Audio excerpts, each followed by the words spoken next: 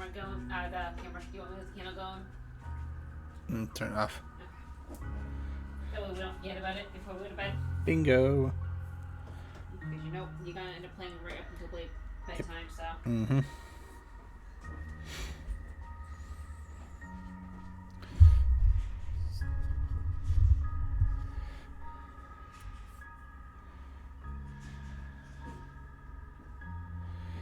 Alrighty. Drop it into the matrix. Huh? So drop it into the matrix. Okay, I'm on, so. Alrighty. I'm not moderating right now. Hello, everyone. Welcome back to my live stream. I know I hadn't been doing it for a while. Life got in the way. Hey, Apollo. Missed you, bud. So, whoops. Let's get back here. There we go. We got the game. We got the game. Alrighty. So, sweet. I was a hope. So, Apollo, do you think we're gonna get any new bots today?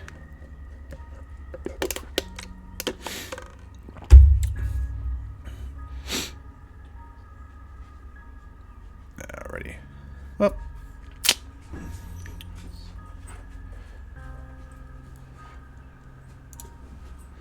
Alrighty. Without further ado, here we go. I have no idea what we did last time. It's been that long, and I feel so wrong. I feel so bad about it. Oh, looks like my buddy Bill's on playing some World of Warcraft. But we're gonna go back here. Although I should probably add one of the tags here as ASMR.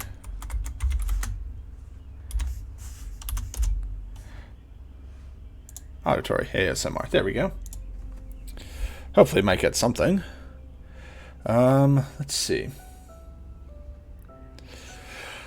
Yeah, Apollo, I'm gonna be honest. I've been working ridiculous hours and having some, like life stuff happening. But because working those long hours, I kind of updated my setup. I actually have a new, let's see, bring this in. I have a new mic with a stand. Hopefully my voice will sound a little bit better, and new and a new webcam. I know. It was one of those treat yourself. And also we're back to the not sponsors. This live stream today is not sponsored by Dunkin' Donuts or Coca-Cola. So, alrighty. So, let's begin back to the story. Like I said, looks like we're at the Gilman Hotel, and you recognize its roof from afar. And after a long walk, it is now before you in full splendor, the Gilman Hotel. At least it's easy to see that it once must have been a gorgeous building. The hotel resembles an old English country estate, but in its present state. It would be suited as a setting for a very predictable film about teenagers and chainsaw killers. Or an English period piece. Because let's face it, it could have been, Downton Abbey if we wanted it to be. Downton Abbey, New England. Wild and withered ivy has a firm grip on the walls and obscure the details of the richly decorated facade. A gallery of gargoyles melted into unreal shapes by acid rain and acidic pigeon droppings lines the roof. Very descriptive. The many window panes have been neglected for years. Only in a few places has a small area been wiped clean in order to see outside. There are 2 cars in the parking lot. A vintage car with large rust spots, and a large gray van. I wonder if this is our stoner friend van. The kind of van you've always been warned about as a child. Inspect the cars, walk around the hotel, go to the main entrance. What are we doing? As I get more water, which is also not sponsored by Shaw's.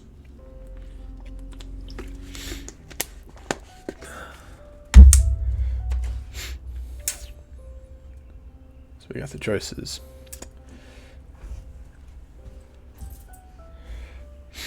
Alrighty, we're good.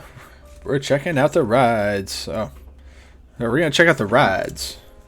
Walk around again just to make sure that the people who own the cars aren't hiding somewhere with their shotgun at the ready. The coast is clear. First, you walk over to the antique car. Well, you're not a car expert, but the car looks antique to you anyway. Both seats inside are made of white leather and a bit tacky. You turn away from the antique car and look towards the van. No writing on the side, a regular registration plate. The windows in the front blacked out. Hang on, you have a brainwave. Maybe this is the van in which poor Tabitha had been pulled when she was kidnapped. When she was lured to her awful fate by sweets and lollipops. Plausible or utter nonsense? It's okay. It's okay, Kitsune. English is hard too. I'm gonna probably have trouble with that tonight.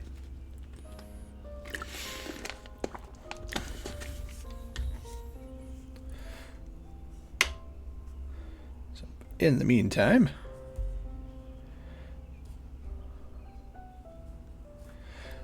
let's see. What are we gonna do? What you gonna do? What you gonna do? Plausible? Yeah. Plausible, yep. Of course it makes sense. In all likelihood, you just managed to find the actual kidnapper, the seed of all that is evil and wrong in this case. And all you had to do was book a hotel and stare at cars. You're unnatural. Now all you need is some proof.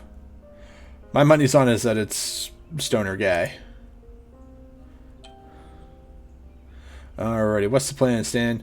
Smash the windows or try to get into the boot? Or, in this case, the trunk.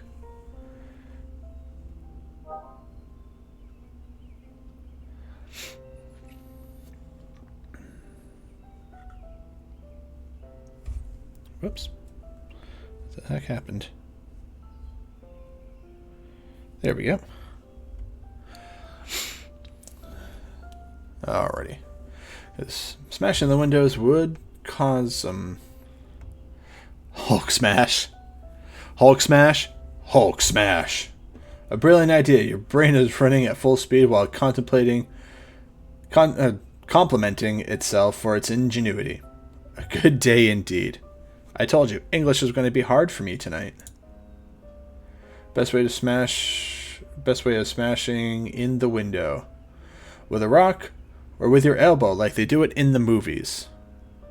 Although there's one classic movie, it's with Sean Astin and Will Wheaton called Toy Soldiers. Not Small Soldiers, Toy Soldiers. And basically they break one of the windows and Sean Astin's character, wraps it in a towel and then smashes the window. Rock. Rock's Rock album. Of course you're going to use a rock. You're not completely stupid. You look around on the ground for a suitable stone. Found it! You lift up your tool and weigh it in your hands. Not too dirty. Good grip. Perfect.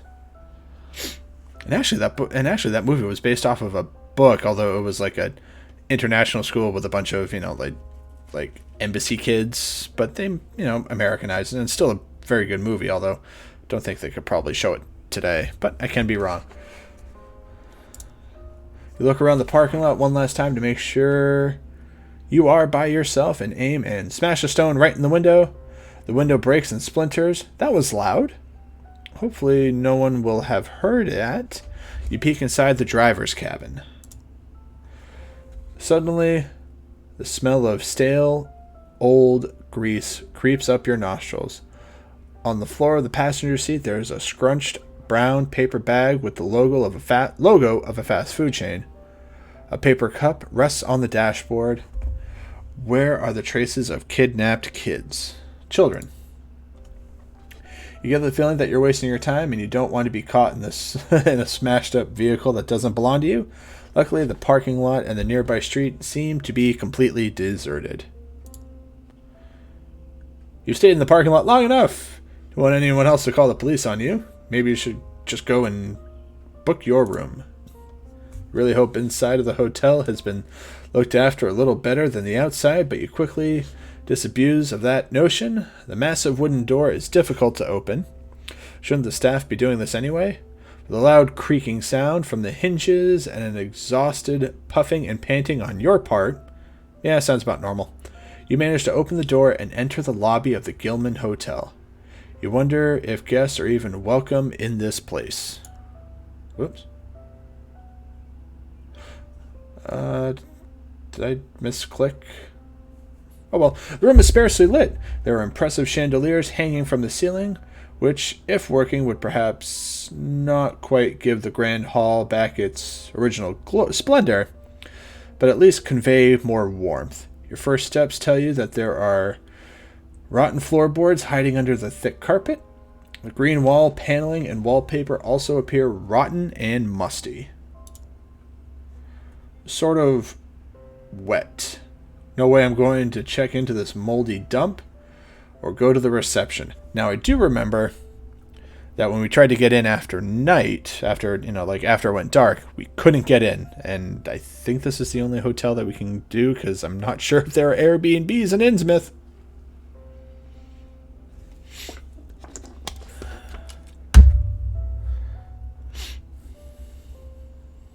Let's see. Yeah, I'm in agreement. We're going to go to the reception. Bug-eyed person! I think I already thought... Didn't we already... whatever. Before you let yourself be distracted by the questionable interior design and the associated health issues, you walk purposely towards the reception desk. A small greenish creature stands behind the counter. Loud humming ceiling lamp above harshly illuminates his silhouette and gives his face hard edges. You can make out every individual speck of dust and dandruff on his black-green velvet collar and crooked shoulders.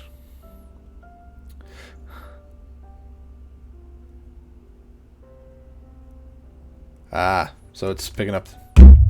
Oh, okay, cool. I guess I have to do this more gently. Thank you, Apollo. Do it more gently. Maybe they should be dimming the lights after all. The figure smiles at you, or perhaps it's more of a grin. His face unsettles you. Better quality for sure.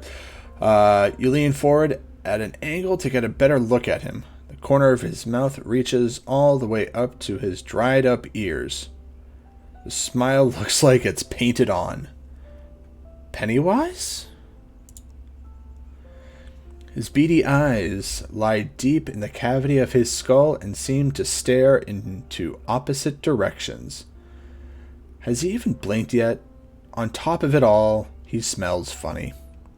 How may I help? You are startled and take a step back. Welcome to the Gilman Hotel. My name is Cornelius Gilman III. How may I be of service to you? The man's gaze remains unchanged, and his unnatural smile still seems to be etched into his face. You're still surprised that he can talk with that expression on his face.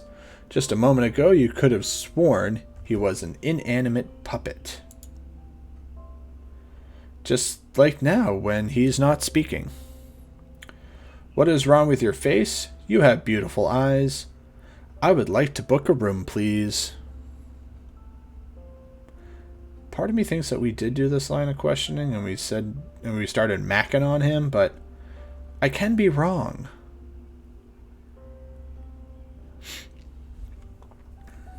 But what are we going to do? Are we going to be blunt? Flirt? Yeah, alrighty. Let's flirt. See if we can get a discount? Yeah. Maybe. Alrighty. So, alrighty. Let's flirt. See if we can get a discount. You have beautiful eyes, you whisper and lean over the counter. Any plans tonight? Yes, the concierge says. Okay, someone's playing hard to get, but two can play that game. You move away from the counter with a heavy heart. I would like to book a room, you begin, and manage not to blurt out, in a different hotel. Perfect! The Gilman is delighted to be able to welcome you as its guest. May I ask whether you're in Innsmouth for business or pleasure? How long will you be staying with us? Actually, part of me does remember this, because I think we signed... whatever. New story, new timeline, new multiverse. Would you prefer a view towards the beach or the skyline of our exciting town? When would you like to be woken up? Do you sleep deeply? Are you traveling alone? Do you have family? Who knows that you're here? Can it interest you in our spa, fitness, and wellness activities? Would you like to subscribe to our newsletter? How long can you hold your breath?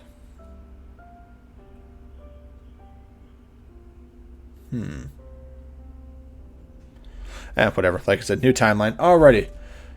Be able to breathe underwater since we were a child, or answer all the questions. Huh. Funny story.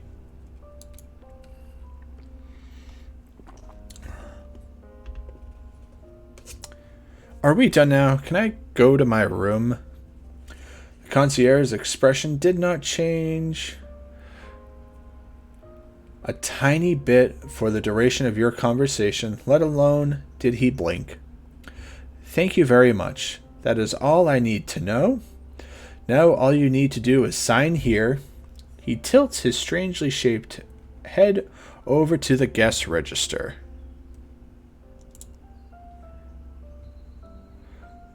J. Doe, Noob Slayer 55,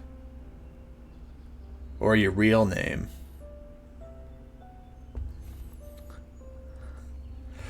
Avengers Endgame. Oi, Thor. That Noob Master 69's back. He just called me a dickhead.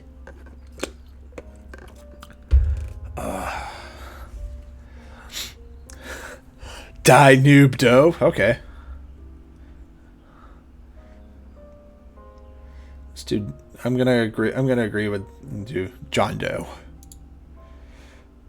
Sadly, we're all booked up this season. There's only one spare room. Here is your key for room 666. Enjoy your stay. Doe a deer, a female deer. Oh, one of the best Simpsons jokes ever. You look at the key, which has magically appeared on the counter. Then your eyes slowly wander past the man on the wall where countless other keys are hanging. Alright, we're going to continue our search for Tabitha, go to our room, or book a wellness session.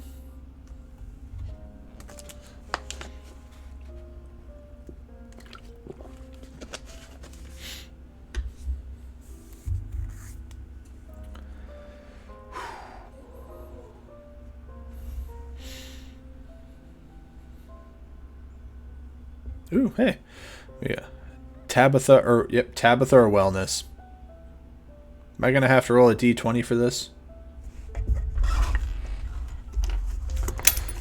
But we're going to have Apollo as the tiebreaker.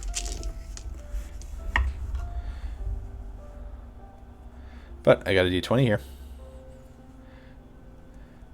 Let's see. Odds, we'll say Tabitha, evens, wellness. All right, well, wellness it is. This wellness offer, Caligula. Okay. We're going to have another one of these games, aren't we? The concierge offers helpfully. Naturally, today must be your lucky day.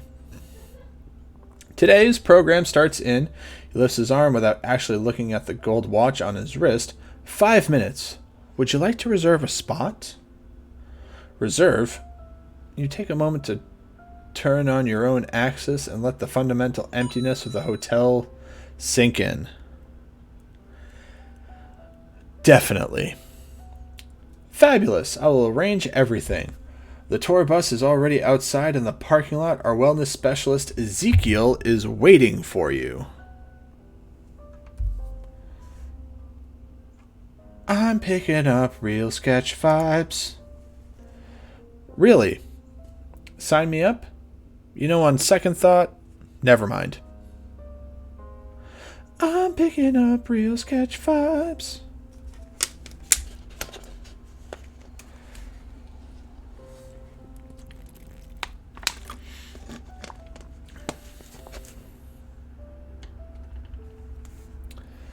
Alrighty, we're going to continue with the wellness. See what happens. Get a nice seaweed wrap. Do the thing. Alrighty, thou shalt do the dance.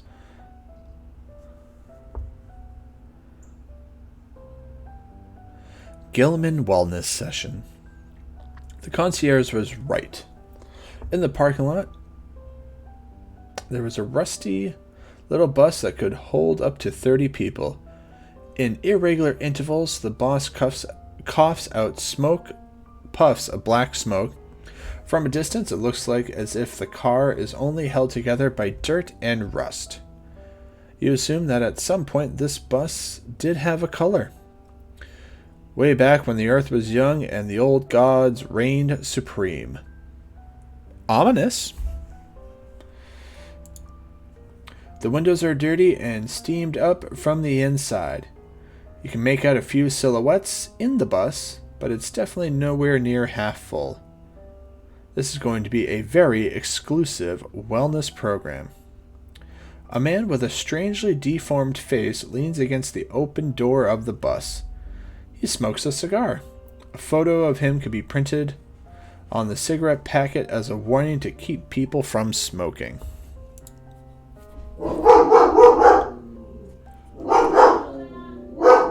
Excuse me for one moment. Our dog likes to bark.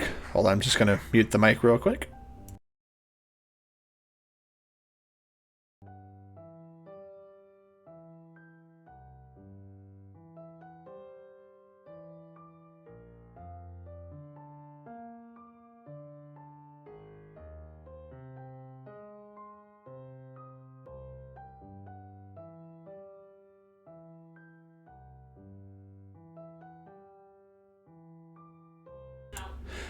Sally Belly's on guard duty from the squirrely nutfaces. Although I have been debating on setting up my old webcam and setting it up right here, like below me, like here, and just have it as the animal cam. Probably increase the the viewership, because you may get the dog or you may get the cat. But it sounds like she's calmed down, so back to the story. He is wearing a green shirt which has a squiggly G embroidered on the left breast pocket. As you look him up and down, he blows out smoke. It's just as black as what's coming out of the exhaust pipe. This must be the wellness expert Ezekiel.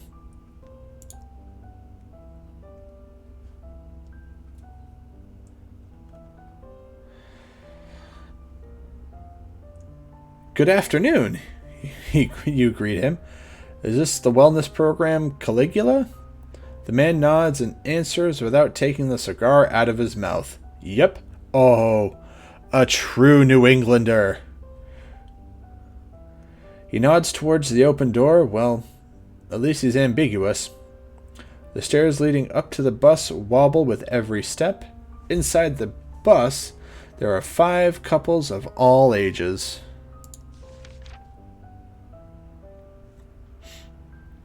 You stand in the aisle, greet your fellow travelers, or just sit down in the front.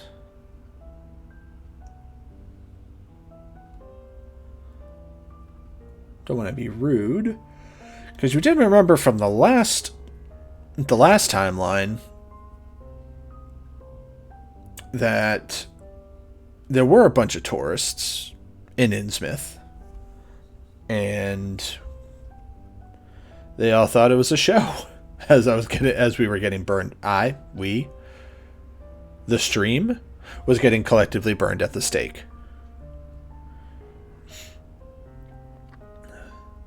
So, are we going to make some friends or just quietly sit in the front of the bus? Last one in, first one out. Hello, friends. Alrighty, let's see what we got. You wave. Hello, everyone. Meh. The younger couple mumble in response. There were two younger couples in their early 20s, one middle-aged couple, and one which looks like they're beyond the age of 60. The older ones give you a reserved nod. Understandable. Some people like to be left alone when they're on holiday. Other people is their idea of hell. Squirrels outside my window. A creaking, squealing sound. Meanwhile, your tour guide has gone into the bus and dropped into the antique driver's seat. He pulls on a lever and the bus door closes.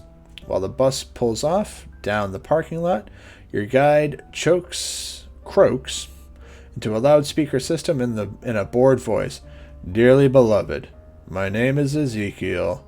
I'll be your driver and wellness consultant for the day.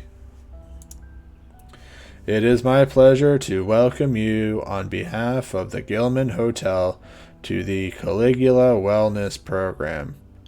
I must remind you that this is strictly prohibited to take photographs of our wellness facility. No photos. Wow! Ow! The speaker crackles and emits shrill noises. This, however, does not seem to bother Ezekiel in the slightest.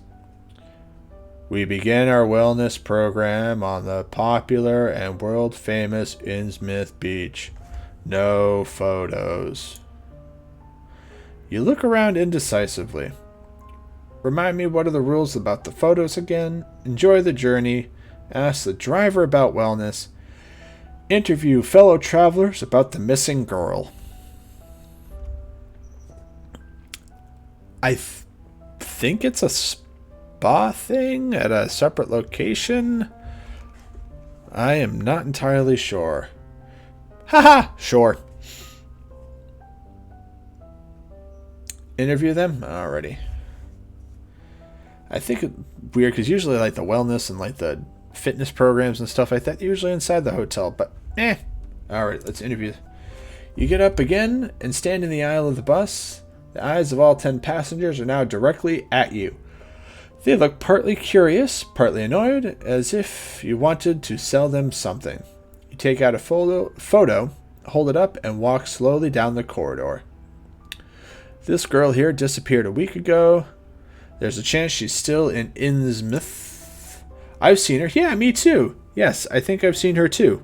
What? 3 people have seen her? The tourists take a closer look at the picture again and nod vigorously. A young blonde woman in a nerd shirt and glasses and sunglasses in her hair give you more details. We saw her downtown in a pedestrian zone.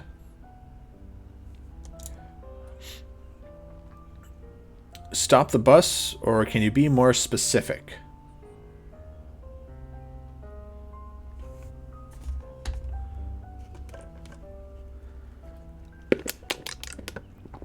Kudos to Apollo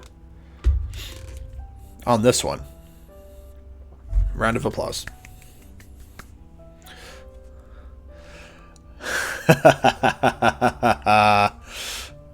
Stop the bus already. Don't worry.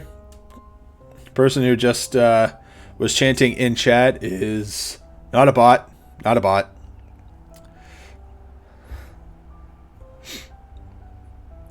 He is fellow Lovecraftian enthusiast. So we're going to stop the bus. And Cognitive, welcome to the chat. Welcome to the stream. And you know, we're going to let you be the tiebreaker, my friend, and please use English.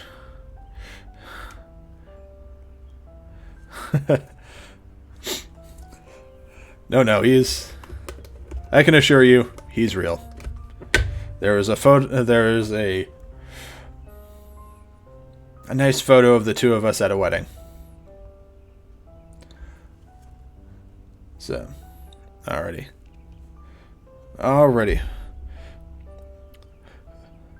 But we can choose. Alrighty. And since Cognitive is new into chat, he's going to be the tiebreaker. So what we're doing is we found the missing location of the missing girl, and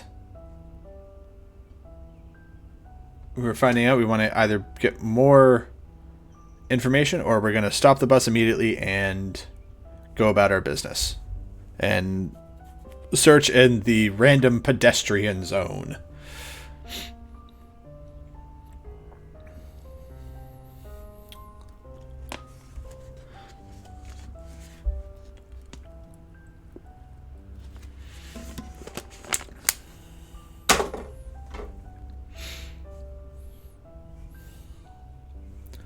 Alrighty.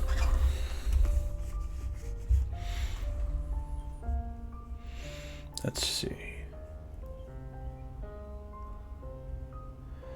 Alrighty.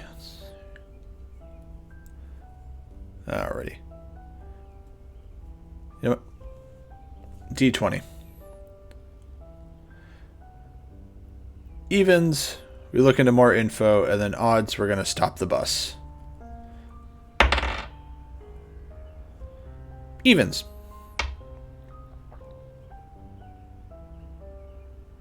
Fate says evens. Percival Derolo. Thank you. Ooh, sorry. Quickly ate dinner before stream. Don't recommend it. Can you be more specific? The two giggle happily. We tried a few games in the arcade. She was walking around there. Must have been early afternoon. Spent most of her time where the mean games are. Mean games? How do I find the arcade? The arcades.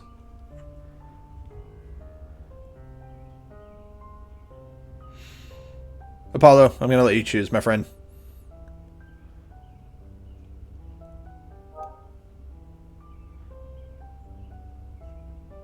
Mean games? Mean games. Mean games? You don't quite know what she means by that? Well, you know, her boyfriend interferes. Shooty, shooty, kill, kill, mean. Okay. You agree with them or decide to educate them?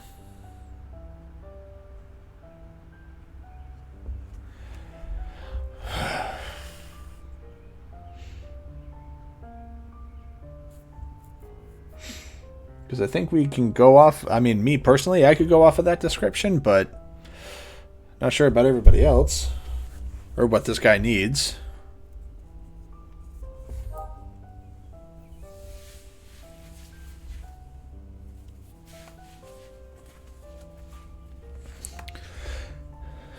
Go with him? Go with him? Alrighty.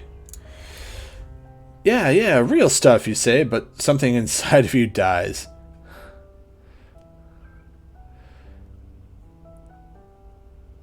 Yeah. You keep it to yourself the fact that today's computer games are an exciting new medium which put even the most expensive blockbuster movies to shame. You had this kind of conversation before and you decided that that your time is simply too precious for it. And I'm inclined Kasune said, I don't think it's an actual arcade game. How do I find the arcades? When you stand in the town square with the big creepy fountain, you'll be able to see a shopping street. The woman explains that makes somewhat unclear gestures. You have to walk down the street. At the very end, you'll see the archway. There are lights on it and everything. It's done retro style. So the arcade seems to be Tabitha's favorite place. Good to know. You decide to make the best of this forced break and stay in your seat. Outside, sad old buildings pass you by, then a cemetery, and a repetitive chain of small fishing tackle shops, markets, and houses have withdrawn curtains. On your left, you'll see houses. It sounds through the PA system. On your right, you can see more houses. For a few minutes, the bus drives... Oh yeah, foreshadowing. Where I'm the duck in the game. Bus drives through some narrow winding alleys. Increasingly, the simple houses give way to big warehouses. The distant cries of seagulls suggest that you are approaching the harbor. The bus finally turns onto a road that runs parallel to the quay wall. The other tourists start cackling excitedly as they spot the fishing boats and smaller boats in the harbor basin. I wonder if we'd be able to sneak away. On your right, you can see the sea. Gonna look at the harbor, or we're gonna look at the houses?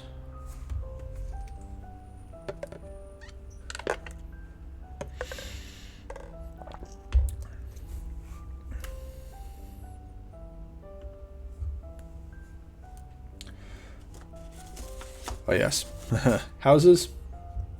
Look at the. Ooh, check. Well, remember that was a different timeline. That was a different timeline with them fishes. Let's see. That was agree. That was go for it. Mini games. I didn't. Alrighty. Stop the bus. Alright. I'm gonna go look at the harbor and find our fish friends. As I'll let the dice choose the last one that was a tiebreaker. You join the tourists and look through the faded windows. Indeed, boats in a harbor. Gosh, who would have thought? Boats of all shapes and sizes continuously enter and exit the harbor. Nets upon nets are being emptied into big freezer boxes. Local trades are being sealed with handshakes, and at the end of a wide headland, a huge lighthouse watches majestically over the bay. We've been to that lighthouse. Traditional sailing boats of this type are not seen that often nowadays. The sailors from Innsmouth do not seem to have much time for engines. They really seem to know a thing or two about seafaring. More for... Oh man. All I'm picturing right now is Jacksepticeye with his bell. I'm just going to ring this bell and be like, bell of foreshadowing. Although I'm pretty sure if I had one of those bells, my wife would kill me. With the bell. No sooner has the semblance of respect for these weirdos formed in your mind than the figures at the pier turn towards your bus and stare after you. No matter how capable and skillful they are, they remain creepy. Oh, the bell would magically go missing? Okay, good to know.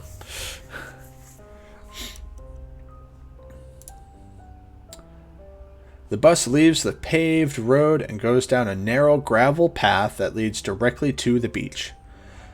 A faded sign shows the way to the Innsmouth Beach Bar, which is actually just a wooden hut surrounded by mostly empty deck chairs.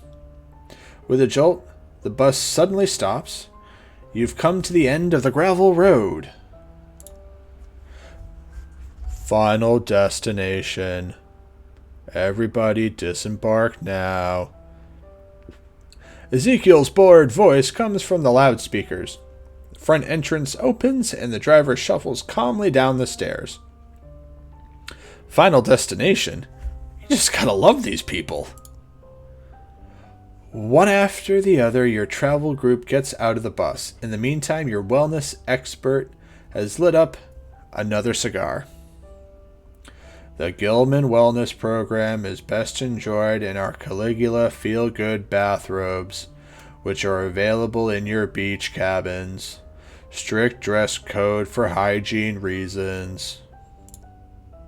He gestures limply to some crooked wooden huts flanking the path of the sandy beach. In our beach cabins, you'll find everything you need. You can lock up your clothes here. Oh, how lovely of you, coo the Taurus.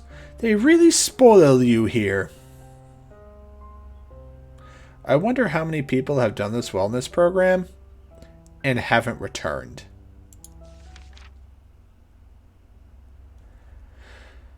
Maybe these people are right after all, or have completely lost their marbles.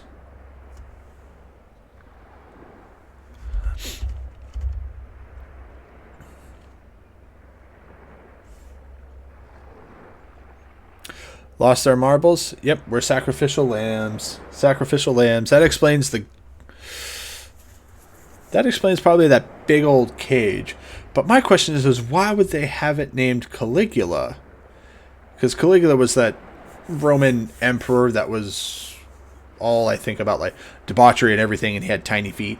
I believe there's a movie with the late John Hurt who plays the title role, and I think that was like an early 1970s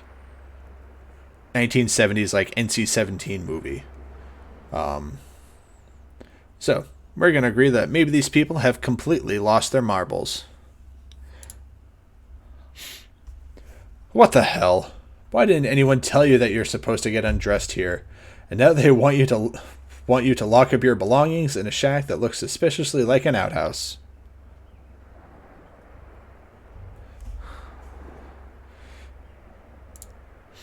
You go into the cabin, cancel the wellness program, ask why you're supposed to change your clothes. Boudica should make an appearance. Okay. Not gonna lie, I have no idea who that is.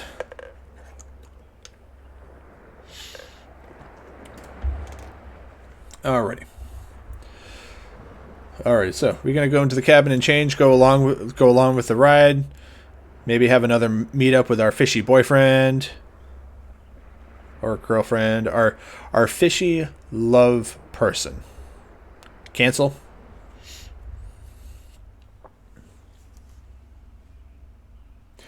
Going to cancel the wellness program because now we have a lead on Tabitha. Without me, you cry out to Ezekiel with your chest full of pride. No one is going to make me. Before you can set out on your heroic reasoning, the rest of the group is already on its way. They leave you by yourself at the dunes. Oh, damn it. What good is pride if nobody is witnessing it? Forlorn, you look around. Bye, Felicia. To the beach bar or to the arcades? Oh, looks like we got more people.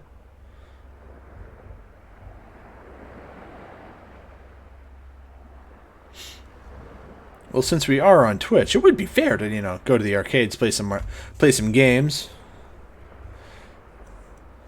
And, yeah, arcade. Yep, we're going to the arcade. Let's see. Oh, hey, we got a new chapter save, too. Yay. The game arcade is hard to miss.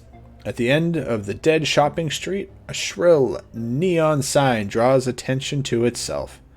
You think it looks rather retro, although the people of Innsmouth will probably think it's state-of-the-art design.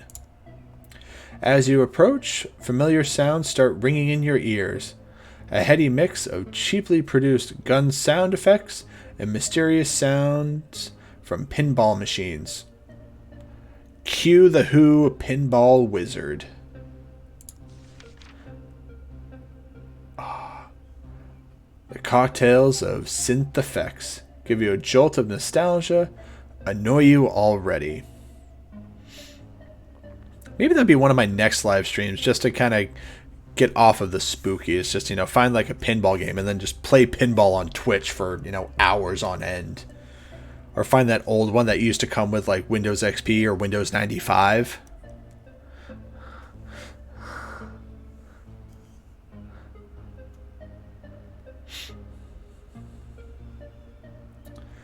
Alright. Stars in his eyes. Alrighty, so I think with the general thing is, I think we're going with the bit of nostalgia.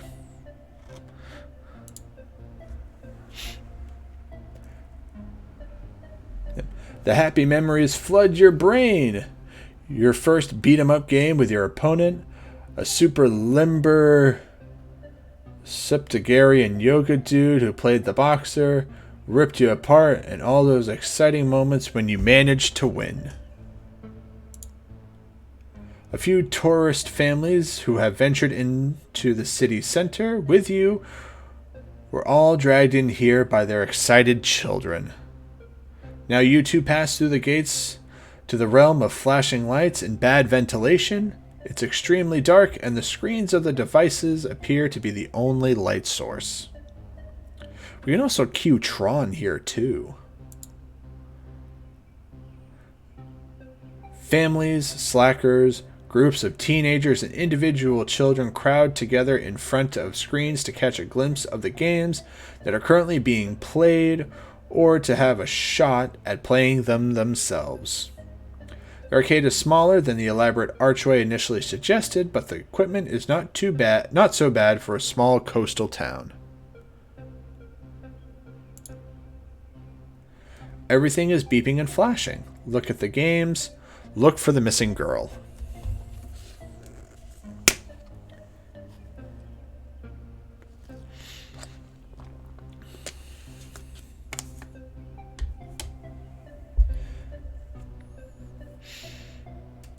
I do like this picture here. It gives me the vibes of when I was camping with my family growing up. Put a quarter down, then look for the girl. Yes. I'm gonna wreck it!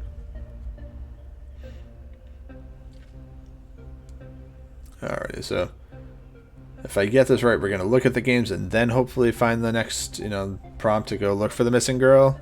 Or is that just flavor and we're gonna look for the girl?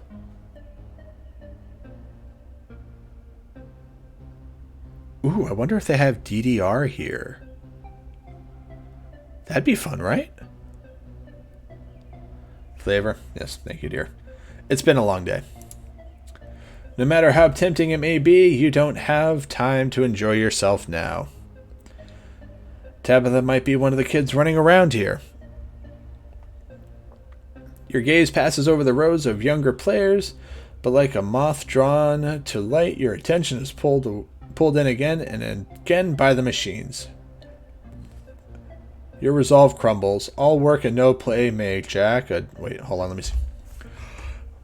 All work and no play makes Jack a dull boy. No one will mind if you play for a few minutes. Cue the Lotus Casino from the Percy Jackson books, where I'm stuck there. One of the most important lessons you have learned, not from your own cases, but from television, is to look out for the small things. Only an absolute beginner would ignore the slot machines and look for a missing girl straight away. You, on the other hand, are playing the long game. Maybe you'll see her name token on one of the high score tables. Maybe you'll be able to improve your own reflexes, toughen yourself, and steel your nerves by playing a few rounds. A little girl is missing, but you'd rather play a round of computer games? Don't worry, no one will ever find out. How often will you return to Innsmouth, you ask yourself? The answer, of course, is hopefully never again. So you might as well make the most of it and try to leave new high scores for posterity. Alrighty. You're interested in the pinball machines, the retro game machines, first-person shooters, or none of the above. Although, that young couple did mention that, they saw Tabitha over by the first-person shooters. Yes, dear, I, Scuba Ghost, love me some pinball. I think first stupid purchase, if I ever won the lottery or something happens, is to get myself my own pinball machine.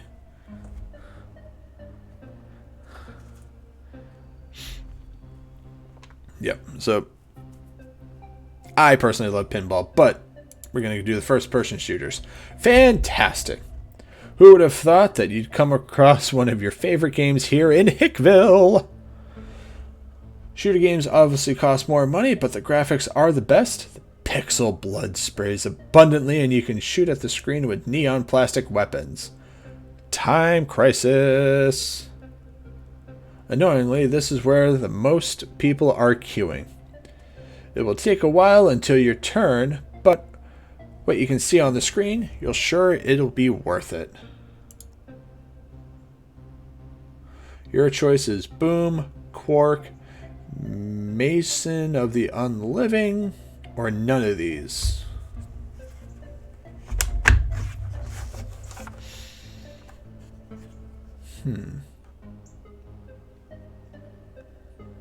Boom. Boom, boom, goes a trolley. Boom, headshot. Boom, another classic in the shooter genre.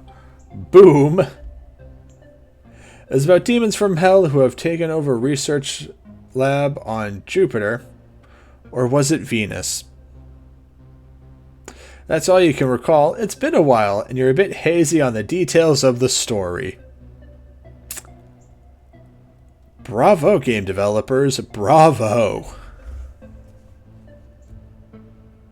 I wonder if we'll see Carl Urban in this. Cue for Boom or think again.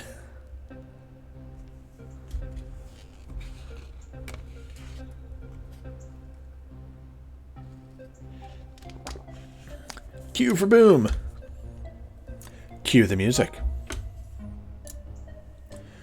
You have made your choice.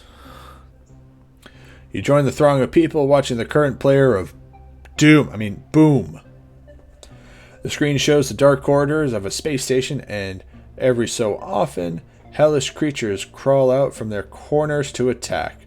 Red, pixelated blood spatters on the screen where the demon are being ripped apart by bullets from the 5-barreled shotgun.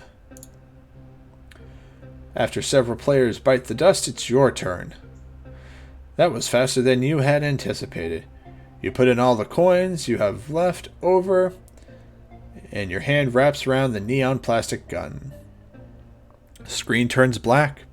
The message, "Prepare for Boom," comes up on the screen, and you get ready. All you have to do now is shoot.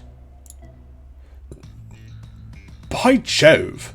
Are you shooting strategically or chaotically?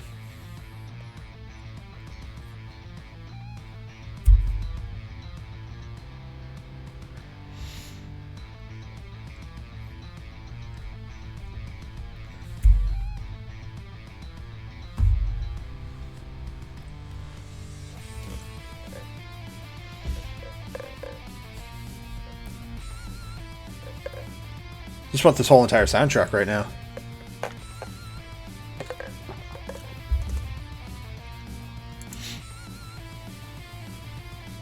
After just a few kills, you're back in the zone. The plastic gun becomes an extension of your arm.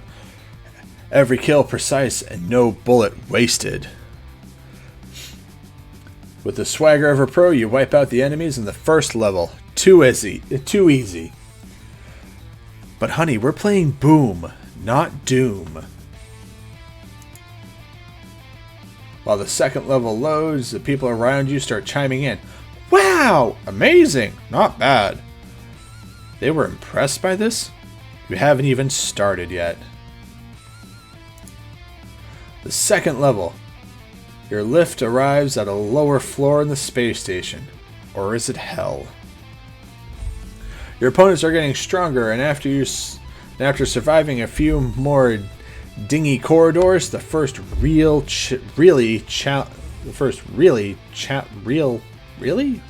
challenge appears. Waves and waves of demons attack you as you try to protect a computer console which is controlling something. This game would be ace if only it accepted that there's no discernible plot. You face demonic hordes by running circles around them or by taking shelter. I've never played Doom, so I've never known the proper strategy for it.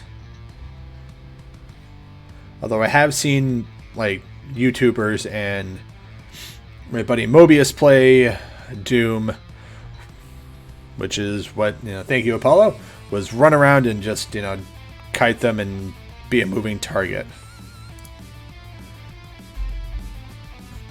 These creatures must be wishing themselves back into hell while you rain down bullets on them. Always moving like a human torpedo, you sweep across your enemies. The massive juggernauts in amongst your enemies try to attack you, but you manage to dodge them easily.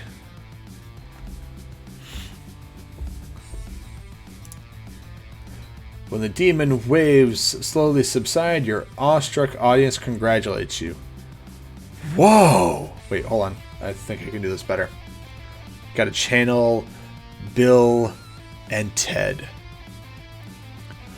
Whoa! Barely lost any health.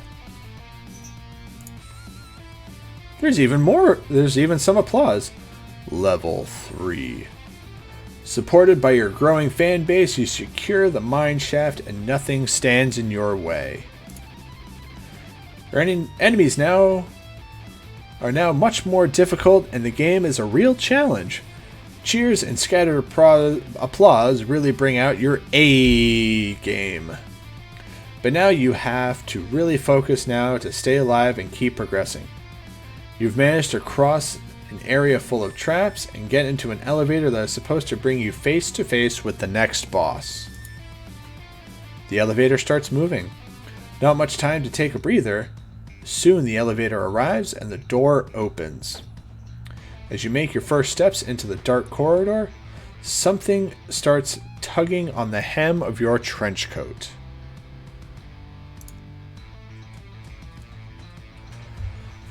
The tugging messes with your concentration. Sorry, I had to readjust on the chair. Kick at whatever is tugging your coat or look down.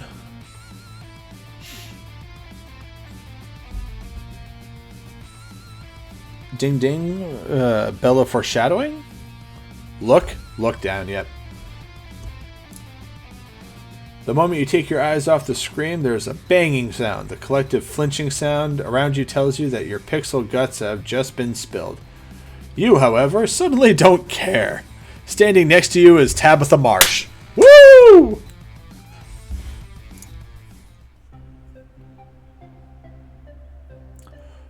The girl looks up to you. Talk to Tabitha or Venkman? No, crud. Who is Dan Aykroyd's character in Ghostbusters? Get her!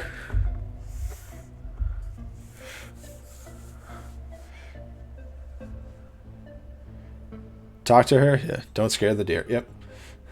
Deer in the... Yeah, she kind of had that deer in the headlights.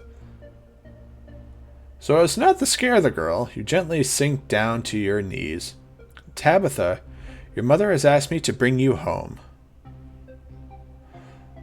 The girl scrunches up her face. What? My name isn't Tabitha. Our high score! Show her the photo or ask her for her name.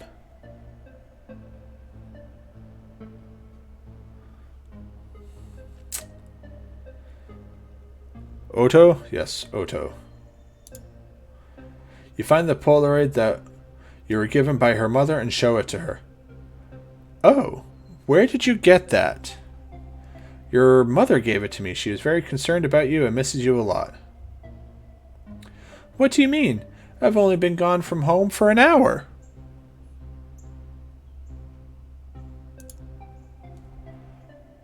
Confused, she looks at the photo of herself. Sorry, what? It's okay, Apollo. Remember, English is hard for me today.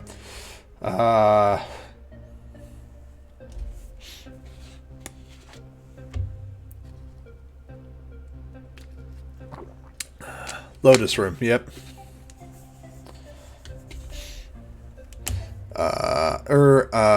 Sorry, what? It's difficult to tell the girl's age. The shape of her head suggests that she might be suffering from kind of illness that impacts on her growth. Is she confused or simply a difficult simply in a difficult phase of puberty? What's your real name? The girl smiles. I'm Evelyn. Visibly uneasy, the girl nods.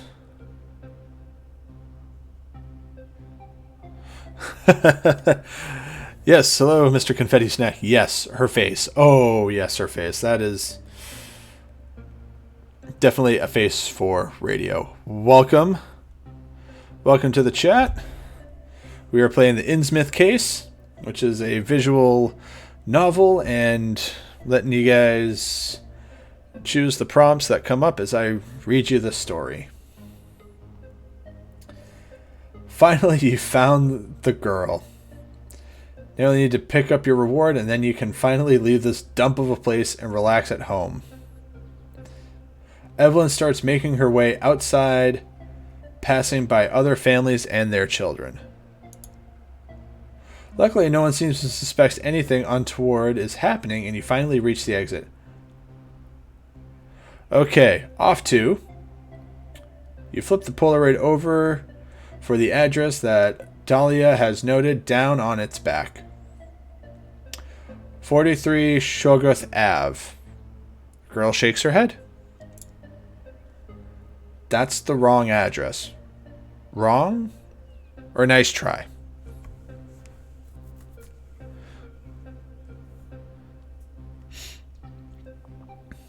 So, and this is a perfect example. You can either say that's the nice wrong address or nice try. There we go. Apollo and Kitsune are masters at this. So, oh, and we've got a tiebreaker. So, Confetti, if you're still here, you got the tiebreaker. Are we gonna say nice try? Because wrong, wrong, wrong, wrong, wrong, wrong, wrong, wrong, wrong, wrong. What do you mean wrong? Why would your mother give me a wrong address? The girl rolls her eyes. I don't know. Can we go now? Our house is not far from here. You should have foreseen that it wouldn't be that easy. Follow Evelyn, or go to the address you've got written down. Ooh, I just noticed that screen. Probably another ominous. Ooh, and then like a robot. Oh, that kind of looks like something from a cartoon. It kind of looks like from DuckTales. There we go. Yep, sorry. I know, sorry. Follow, follow. Alrighty, we're gonna follow. Yeah, sorry. Confetti, I am still working out the kinks with streaming in general, so please be kind. If her eel address, thank you, fish friends.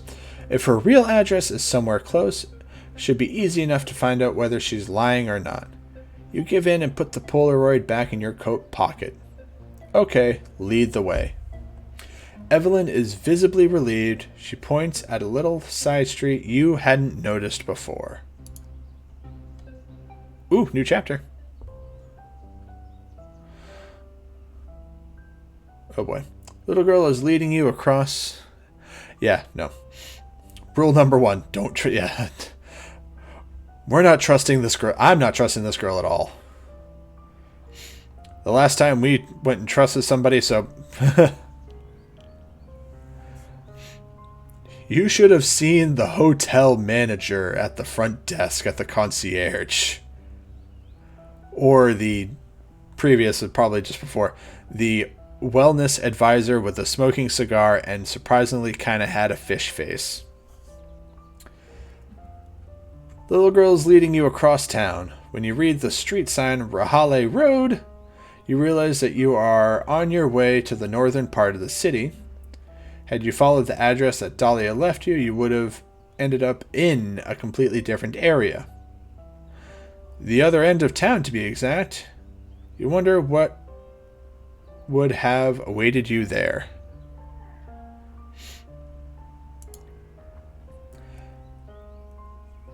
I really do enjoy the choice of words. Evelyn strides ahead, purposely into the area which she claims to live.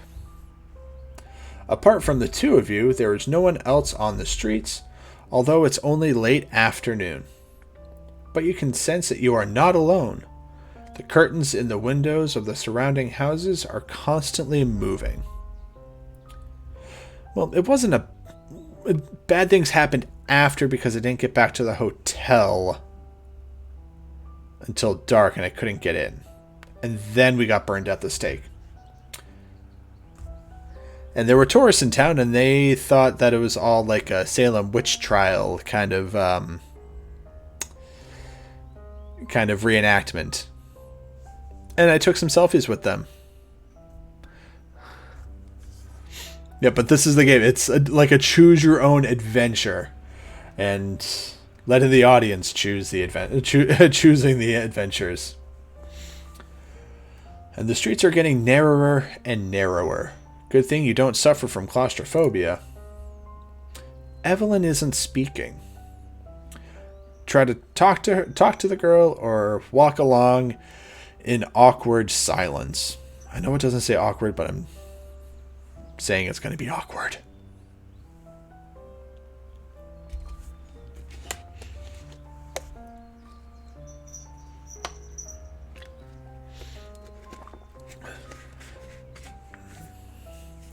Yeah, you know you want to talk to the girl. Whoa, whoa, sha-la-la-la-la-la, my, oh my. Nothing wrong with clearing up a few things while you're walking. Hey, listen. Evelyn slows down and looks at you expectantly. Wow. Something appears to make her sad. Why does your mother think you've gone missing? Talk about video games? Or, oh, never mind.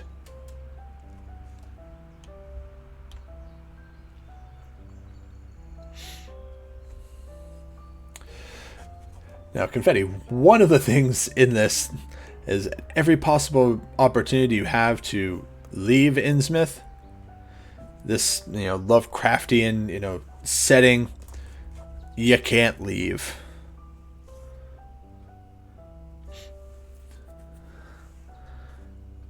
Games to gain her trust. Ask her about her mother. Sorry, yawn. Let's see, what did we do last time? Let's see. We're all in agreement with talking to her. Alright. Alrighty. Let's see. Majority says, Mother. Ooh. Why does your mother think you've gone missing? Girl's face falls and looks back down on the footpath. I don't know. That seems too direct, it seems. She's clearly hiding something, but your question has scared her off. While she keeps leading you along the road, you wonder how you can coax something out of her. Here we are. By now you've left the narrow alleys of Old Town, and you're standing in front of a wonky metal fence. It's okay. It happens. Behind it is an old-fashioned mansion on a little hill. A surprisingly grand property, considering that in the rest of the town, people appear to live like sardines. Yeah, that is a wonderful choice of words. Evelyn and you stand there for a little while. Are your parents rich? You live here? Or, let's-a go!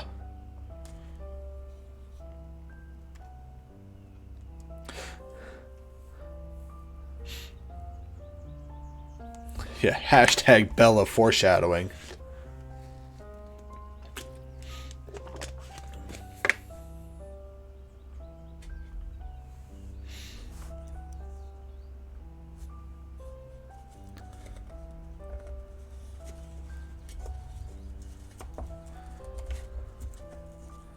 Let's go. Let's go. Yep. Whoops. Whoopsie. Whoop. Oh yeah, I forgot. Whoop. Actually, I don't have the cat. Oh, the cat treats. Yep, and we'll get the bell. But unfortunately, the cat treats are on the other side of the room. So next time I'll have the cat treats and by my. Let's go. Right. Shall we go in? Evelyn nods bravely. She fishes another more choice of words in her pockets and gets out a small set of keys with 2 shiny golden keys. She takes the larger one of the 2 and puts it into the lock of the gate. A bit rusty, she says apologetically, despite the fact that she must have opened the gate many times. Evelyn needs a few attempts to finally open it. After it, yeah, this child should not be in charge of keys. Yeah. Or it could be like one of those, like, you know. Ooh, the Marsh Villa. Okay. After it finally makes a loud clicking sound, the girl pushes down the massive door handle and the gates swing open. The gravel makes a crunching sound under your shoes.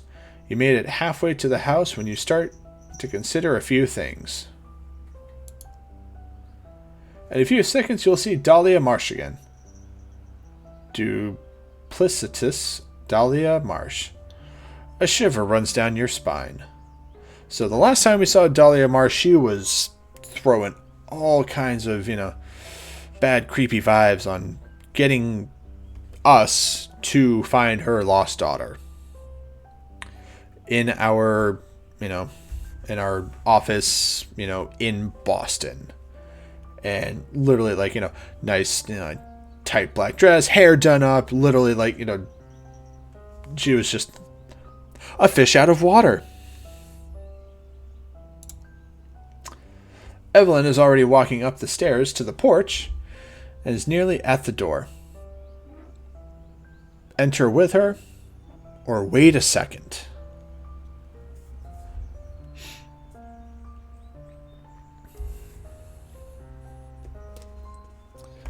What emoji is that? Haha, that one, okay.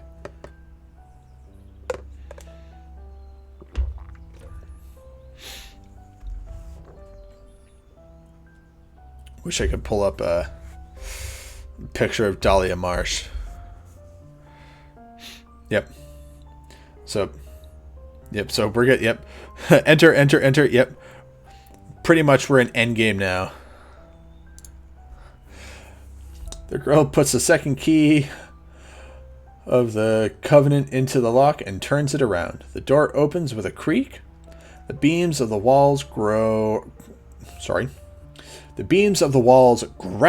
deeply and menacingly, as if you were standing in front of the mouth of a lion. I really do love the descriptive word. Sorry, just, you know, I'm gonna keep, writer, geek out for a second. It's just like the way it's described.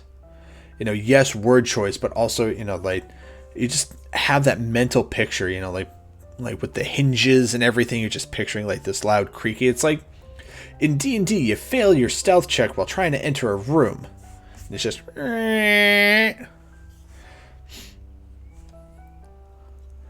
Evelyn gropes for something in the darkness. You can hear a soft click and the corridor is flooded with light. The entrance area of the house alone offers so much space that a smaller house could fit inside. A wide, white, lacquered staircase leads up to the higher floor. Your steps are commented on by groaning floorboards. "Mother!" the little girl cries loudly into the house.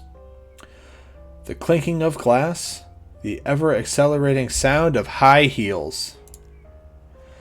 A light goes on in the room next door, and shortly afterwards the door is opened widely. The backlight gives Dahlia Marsh's face demonic features. When her gaze falls on her daughter, her eyes reflect anger. When she sees you, horror. I wonder if all mothers in Innsmouth react this way when they are reunited with their lost daughters. I'm going to quote Ralph Wiggum here. I'm in danger! You? Question mark. Hello, beautiful. Case solved, ma'am.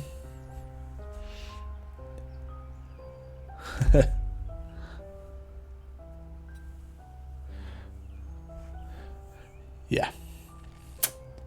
Alrighty. Because my guess is that it's not solved. Yeah, alrighty. So we are going to try and say solved, ma'am, and then get GTFO. Case solved, ma'am. The expression of outright horror is still on Dahlia's face, while the little girl looks up worried at her mother. Dahlia holds her hands in front of her mouth, an antiquated gesture which reminds you of old films in which men had strange beards and women wore corsets. She recovers herself quickly and an affected smile appears on her lips. How nice to see you. Ring, ring, danger bell. No, I don't... Confetti, I don't think I gave the creepy girl to the wrong mama. I think this was a case I was not supposed to solve, and I did kind of vibe. Like, oh, he actually did it. Before you can reply anything, she kneels down gracefully and gently ruffles her daughter's hair. There you are, Angel. Are you okay? Evelyn nods, but she's not actually said anything ever since you've entered the house. Dahlia seems to be satisfied with this response. Apparently completely recovered from her initial shock, she gets up and gives you a dazzling smile. Dinner is almost ready. Why don't you stay so we can discuss everything else? Who are we having for dinner? Alrighty. Ask for immediate payment or dinner sounds splendid. Yep.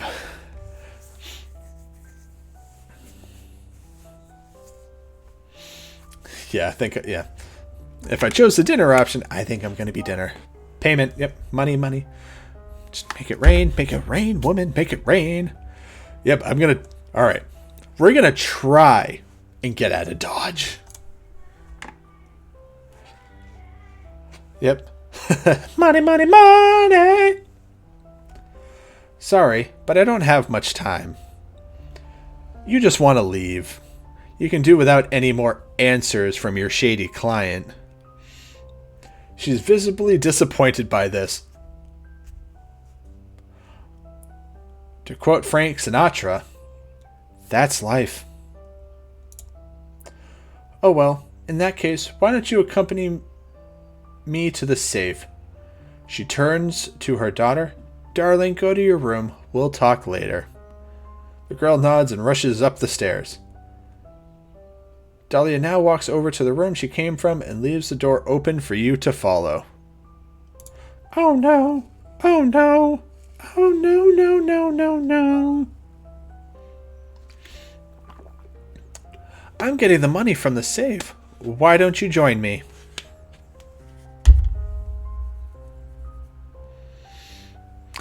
Yep. Hell no. To the no, no, no.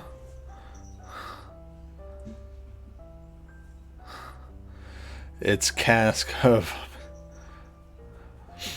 Yep. Oh, and... everybody, we have a special guest. Say hello to Linky Dink. Hi, Link. You gonna help Daddy with this stream? You gonna help Daddy with this stream? Yeah? Or are you watching all the squirrels and the bunnies? Yeah. Do you want to say hello to everybody? Do you want to say hello to everybody? There we go. Oh, ow. Yep, hi. All right. There we go. And off he goes. So we're going to stay in the hall. Yes. You'd rather stay where you are. That's okay. No thanks. So, I'll just stay out here, you call after her. To quote a podcast... Yep, and bye. To quote a podcast my wife and I listen to, and my sister from the it's called The Adventure Zone. It's by the McElroy brothers. They do My Brother and Me, another podcast. And one of their characters in their first season of the show, they had it was a D&D it was a D&D play podcast, and they had a wizard named Taco, spelled Taaco. From TV. So everybody rushes into this one room, and this character Taco's just, Taco's good out here, and just waits there. So back to the story. She walks off, the tick-tock of her heels echoing on the wooden floorboards. You could swear that you can hear voices from the adjoining rooms. One of the voices is Dahlia's, and the other one sounds very familiar. You can't make out what they're saying, though, and before too long the whispering stops and Dahlia comes back. She holds out an envelope and purses her lips. Thank you again. Thank her, or ask about the inconsistencies in the case.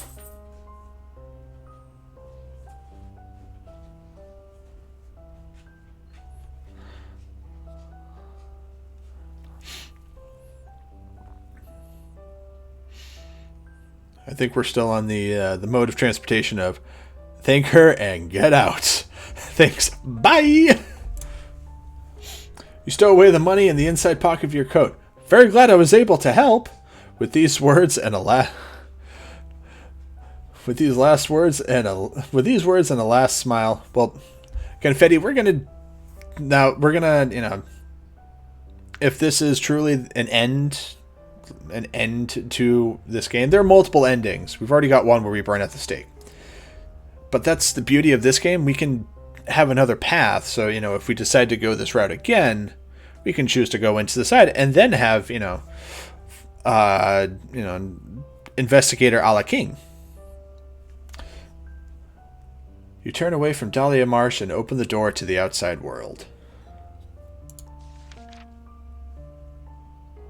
You make your way to the front gate, pebbles crunching under your feet. You turn around one last time. You can catch a last glimpse of Dahlia closing the door.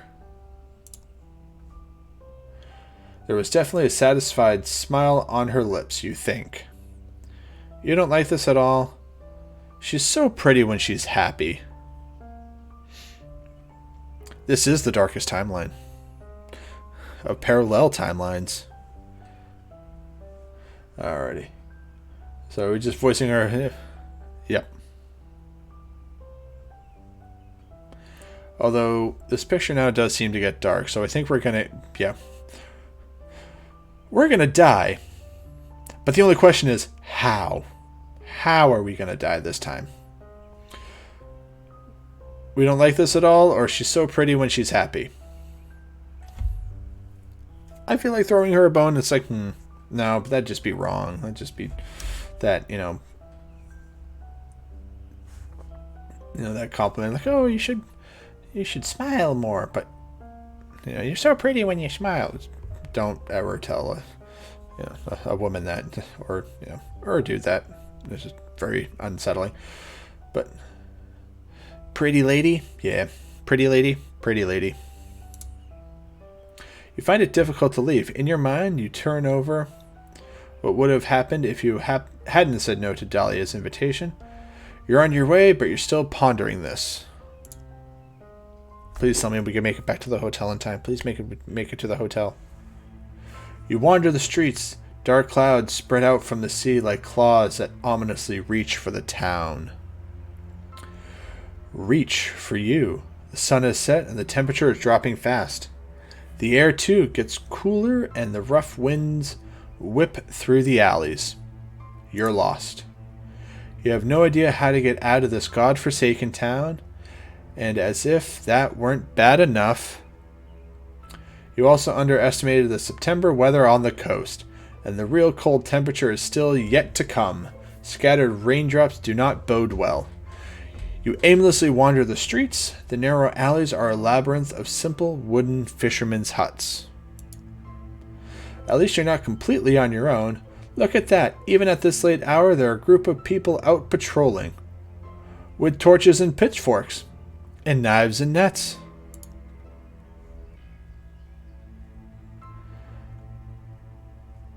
Walk towards them or stay in the shadows. Yep, we're getting the burning one again. I think she stalled so we could be at night. Hide, yeah. Yeah, so we could stay at night because the last time we were at late at night in Innsmouth, we couldn't get back, we couldn't get into the hotel. But then again, we never even checked in. Hide, we're hiding. It's not necessarily the knives and nets that make you worried, it's the limp that many of the villagers have which make you nervous. The people don't walk, they waddle, stagger, stumble, and shuffle with their upper bodies lifted up like malicious trolls in a fantasy film. They have a cave troll. You have found refuge behind some old barrels on a narrow side street. You would love to simply huddle here, but in the middle of the alley you are without protection against the rain. The pitchforked mob still hasn't noticed you, and we're going to try and keep it that way if we're all in agreement.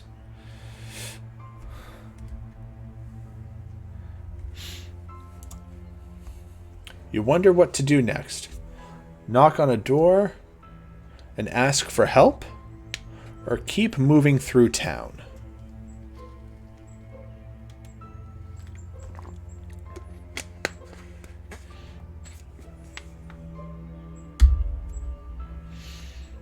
Do we want to keep moving?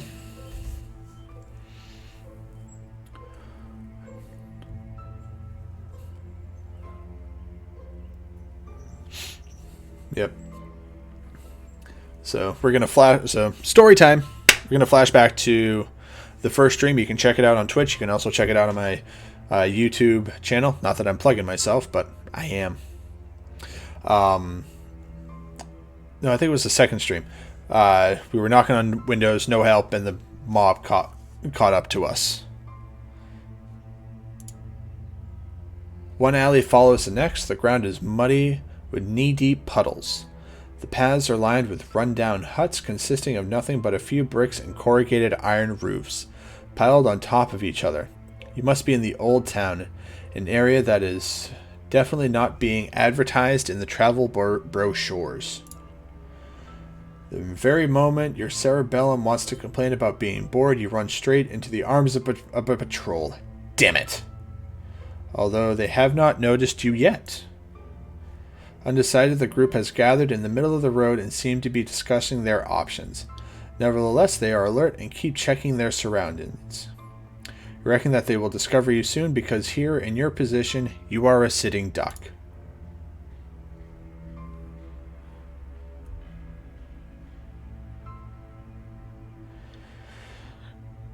Cover our face. Don't do anything else. We're gonna die, so we're gonna choose our death. I forget what we did last time.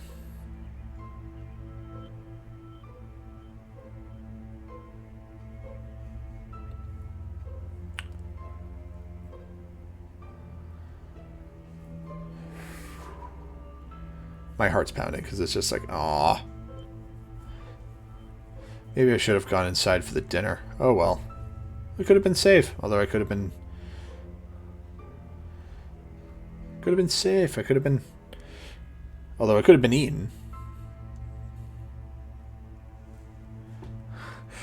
Yeah, Oh yeah. I'm hoping that it was one of those... I'm hoping that it would have been, you know... If I can't see you, you can't see me, but we're just gonna... stand.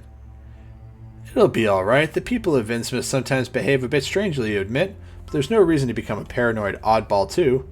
Without a disguise, but a winning smile, you walk up to the small group of townsfolk.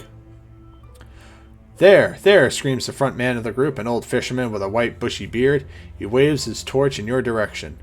His friends limp towards you, their rags and rain jackets and rags flap awkwardly against their bodies. Yep. Yeah, Cthulhu, Phlegethon. Consider there was a limping horde of deformed lunatics. They might manage to surround you quickly. Lights of the torches dancing in the rain make the already scary face look even more bizarre. Nervously, they lick their bulging lips.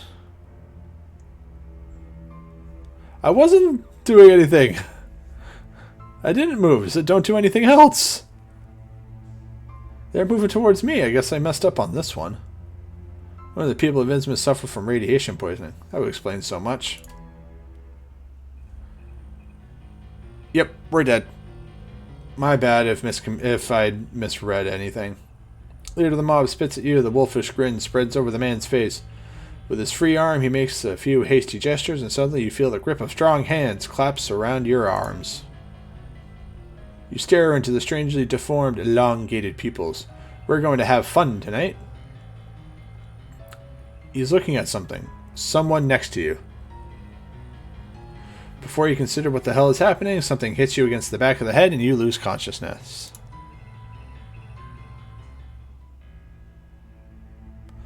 Freezing cold. Voices, whispering, arguing.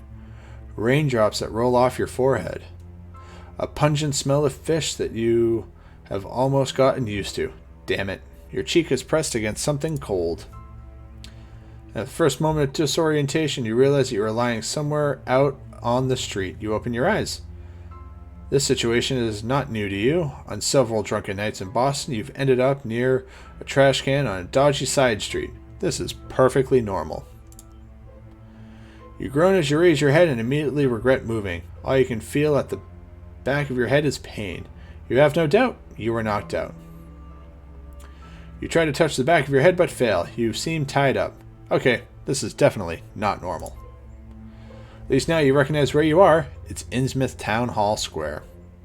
These 50 villagers have gathered around you.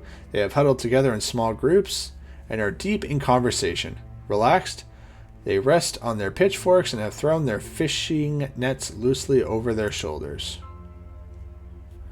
And now and then they grin at you, cry for help, or start complaining.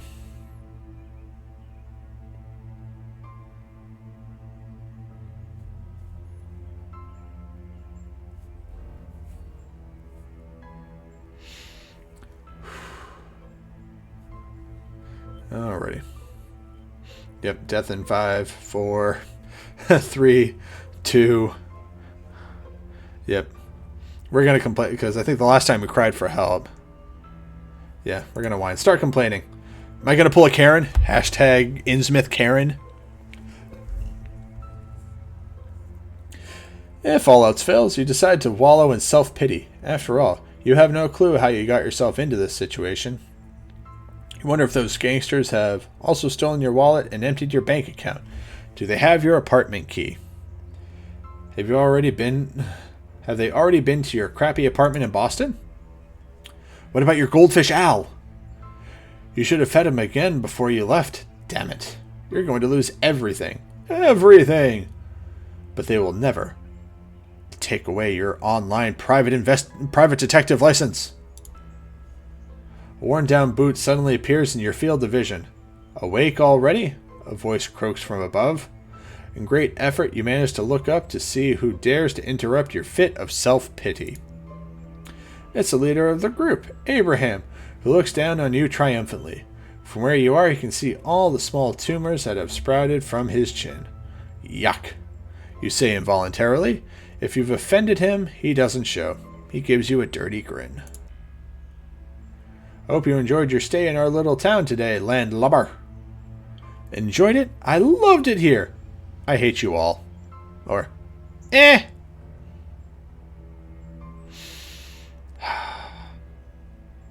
Only a matter of time.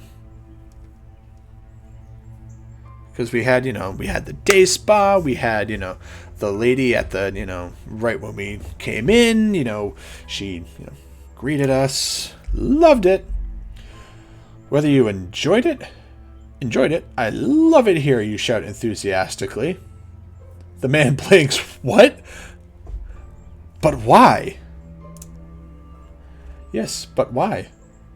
The fresh air? Or the nice people? This might actually work.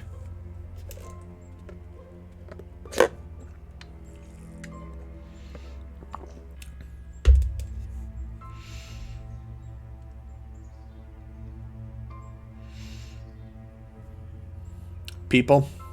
Yeah, it's definitely not the air. Unless you're into that, you know. The nice people is your answer. The nice people with their sad faces, hunchbacks, and other physical deformities. The people who give you the creeps as they continue to watch you silently. There is anonymity in Boston. A person next to you on the Green Line would be on fire and you wouldn't pay them much attention.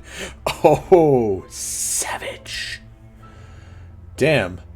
The man whistles as if impressed. You're a tough guy, I give you that.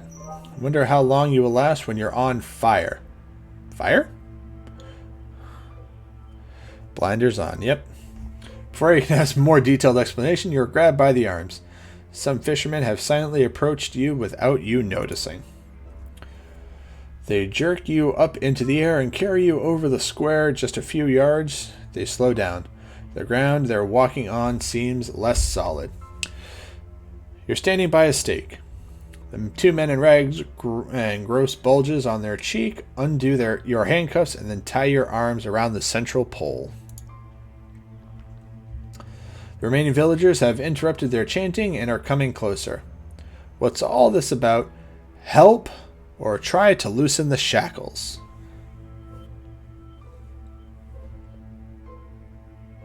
Help! Or try to loosen the shackles. Let's see. I think the last time we did the help, but I can be wrong. But that was 3 weeks ago. Alright, we got one vote. What's all this about? Let's see. Check my messages. Attempt to loosen the shackles.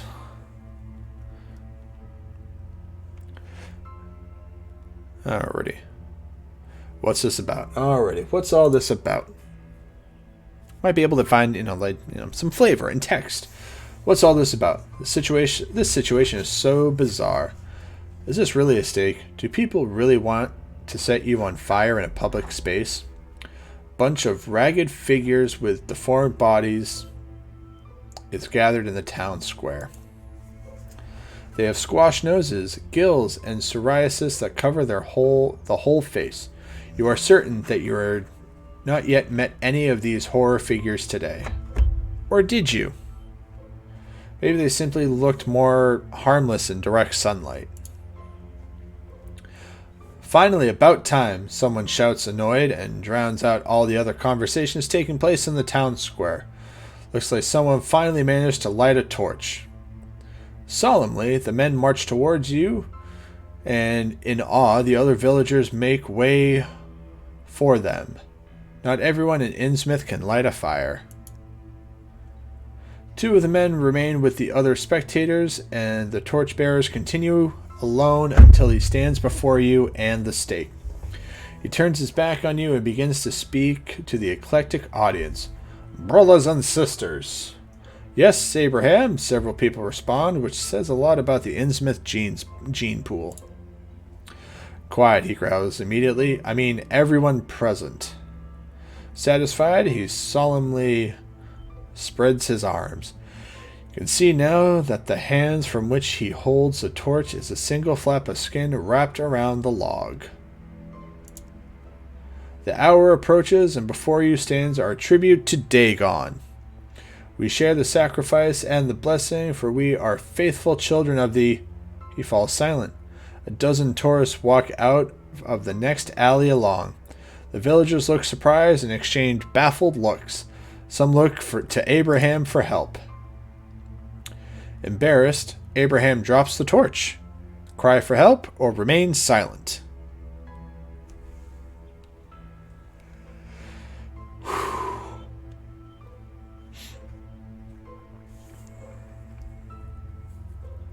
Maybe they'll listen this time. Help, help, help, yes. Yeah, I'm in agreement. Maybe they'll help. Help! Hey, help me! Please rescue me, you blurt out. Oh yeah, I did talk to them. You earned some deeply hurt looks from the villagers, but their feelings are not as high up on your priority list as, say, surviving the night. The tourists look over to you with interest. The first few break away from the group and come closer. A young blonde man takes selfies with you and himself at the stake. Hey you scream at him. Inform the FBI. No one, absolutely no one wants to see you posing holiday snaps.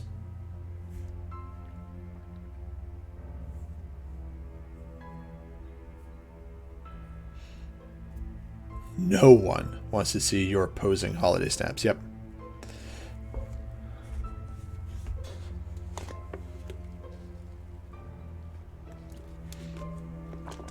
Alrighty. Posing the holiday snaps. Yep. Alrighty. FBI won't do nothing because by the time they inform the FBI, I'll be dead already. So we're gonna go snark. Snark, snark, snark. Snarky, snark, snark. Finally, someone speaks the truth. A voice from the crowd says. The man's jaw drops, but it drops in a way that lets you know that a whole stream of objections is about to rain down on you. This might work. Oh my God, he says with a motionless expression. The nerve of this hillbilly to talk to me. He turns his back on you and takes more selfies of the two of you. The worst thing about all of this is that he seems to think you're from Innsmouth. A tourist stands in amazement before the stake. Is this one of those medieval games like they do in Salem? Like they like to do that is over in Europe too, with knights and stuff like that? Abraham rolls his eyes. Sure, he replies, but that turns out to be the wrong move. The tourist waves over his companions. The group of tourists assemble in front of the stake, which means that the locals can no longer see you. Some of the rough-looking men in fishing coats walk up to Abraham and speak to him. They're obviously getting nervous. Meanwhile, a few of the tourists break away. They take pictures of you at the stake, listen to the villagers' conversations, or talk to the tourists.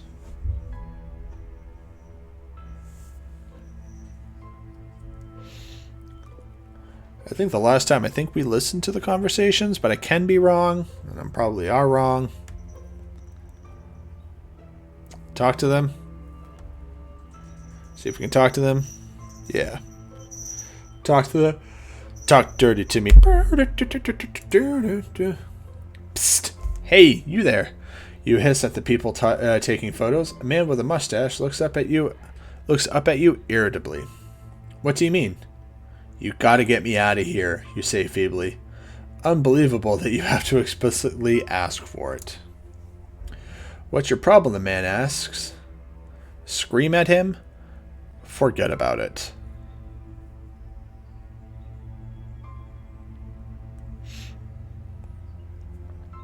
Because forget about it, we're just going to go back to... Might be just going to go back to the burning of the stake. But if we scream at him, also... Alrighty, peace out. Peace out, confetti. We'll catch you next week, alright? At the same bat time, same bat channel. Oh wait, unless you're not leaving. Nope, sorry. My bad. They've bound me to the stake to burn me alive. Unless I just messed up that whole entire thing. It's been fun, good luck. Yeah. They bound me to the stake to burn me alive. He explained with such patience as you can muster in light of the circumstances. These people here are clearly insane. Against your hopes, the group of tourists turns out to be of no help whatsoever. With polite interest, they listen to your explanation, which they consider to be part of a reenactment of the witch trials. You can feel a massive headache coming on. Like in Salem, squeaks an elderly lady with more enthusiasm than appropriate for this whole situation. Any last words? Oh, God. 9/11 was an inside job. I love pineapple on my pizza. I regret nothing. I like Ike.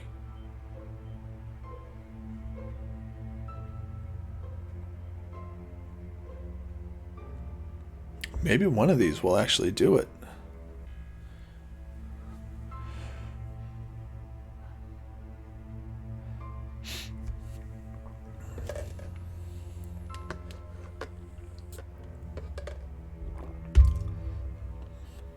No regrets. Ooh, pineapple. Pineapple or no regrets. Ah, no. Can't do it. Can't do it. Where is it? Where's the D20? Busting out the D20. Alrighty. Odds pineapple. Even regrets. Odds. I love pineapple on my pizza.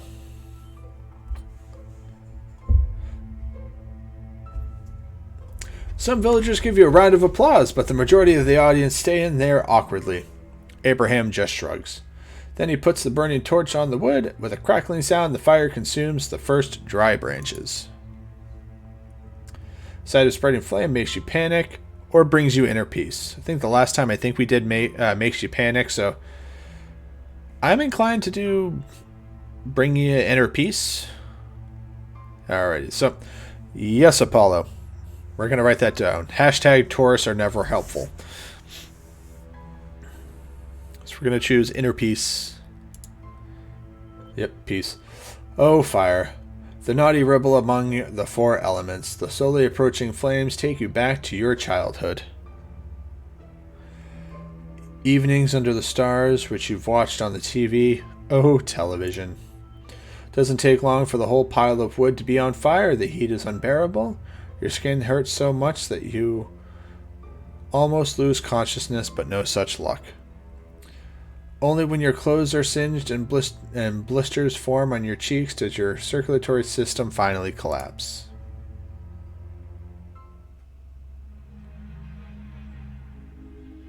Alrighty, so that's... So yep, once again we got the burn at the stake.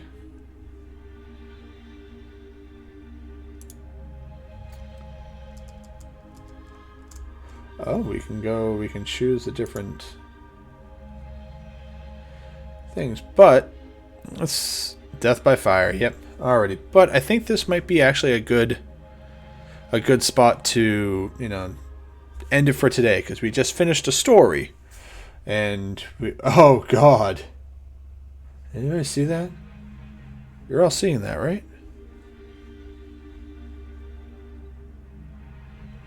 But anyway, yeah, no, I feel like this is a good place to stop. This slowly getting back into the, streaming again after a bit of a hiatus, but we'll pick up next week. Well, we'll try again. We'll start from the beginning and, choose different paths, but I think we know some stuff now. I don't have any announcements, although you can... She won the pageant at the town fair, yeah. Innsmouth crabs, yep. So thank you everybody so much for watching. You can head on, if you choose to, you can head over to my YouTube channel and you can check out some videos there. Actually, a few hours ago, I think I dropped a video of Arkham Horror Mother's Embrace, so you can check that out. And we'll see everybody next week. Same bat time, same bat channel. And as Bill S. Preston, take care, Cognitive. I'll miss you, buddy. Bill S. Preston Esquire once said, "Be excellent to each other." See you later, everybody.